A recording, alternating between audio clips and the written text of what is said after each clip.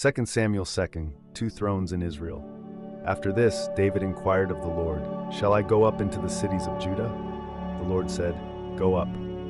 David asked, "Where shall I go?"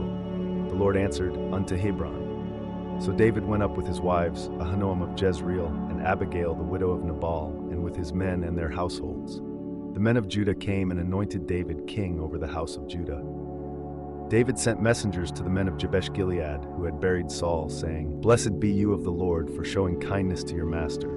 The Lord reward you. Be strong and valiant, for your master Saul is dead, and the house of Judah has anointed me king." But Abner, captain of Saul's host, took Ish-bosheth son of Saul and made him king over Gilead, over Asher, Jezreel, Benjamin, and all Israel.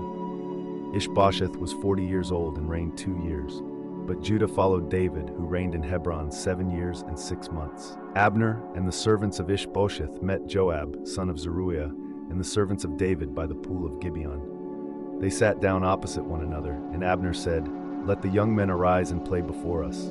12 from each side rose and fought, and they fell together. That place was called Helkath Hazarim, the field of sharp edges. A fierce battle followed. Abner's men were beaten before the servants of David. Asahel, brother of Joab, swift of foot, pursued Abner.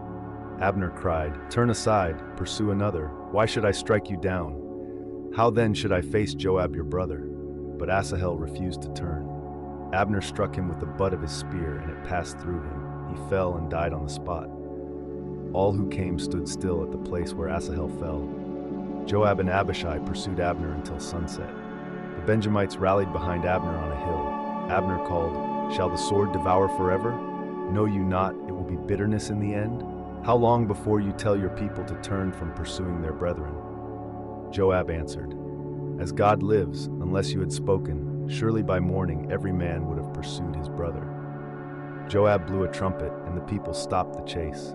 That night Abner and his men crossed the Jordan and marched through the plain to Mahanaim. Joab returned from pursuit, and when he counted his men, 19 of David's servants were missing, besides Asahel, but 360 of Abner's men had fallen. They buried Asahel in Bethlehem.